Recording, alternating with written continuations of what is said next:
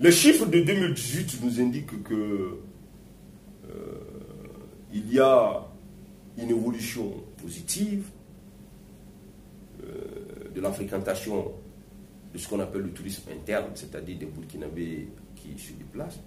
Mais en même temps aussi, il y a une évolution relativement positive de la fréquentation des gens qui nous viennent de l'extérieur. Contrairement à ce que l'on laisse transparaître au niveau de l'opinion.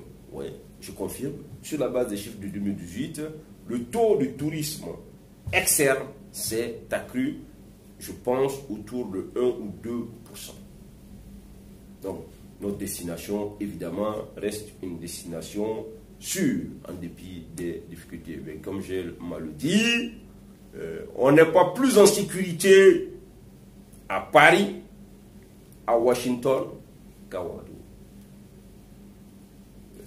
C'est dommage que nos camarades, nos frères, se donnent le droit de peindre en rouge notre carte.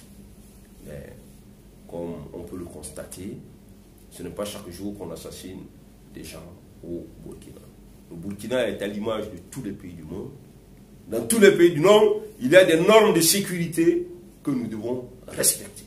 Si nous ne les respectons pas, nous créons nous-mêmes le risque. Aujourd'hui, le terrorisme est devenu un phénomène mondial. Il est illusoire de croire que, en raison, comme le chante d'ailleurs si bien le slameur Nathanaël Minungou, le but des terroristes, ce n'est pas de nous tuer, c'est de nous faire peur. S'ils nous font peur, ils ont gagné. Or, ceux qui travaillent à discréditer la destination au Burkina, d'une certaine façon, je suis tenté de dire qu'ils sont des complices des terroristes parce qu'ils jouent le jeu des terroristes. Ils accompagnent les terroristes dans l'action de faire peur. Mais, comme le Burkina vient de le démontrer encore, nous sommes un pays résilient, nous sommes un pays qui gagne, qui gagnera toujours.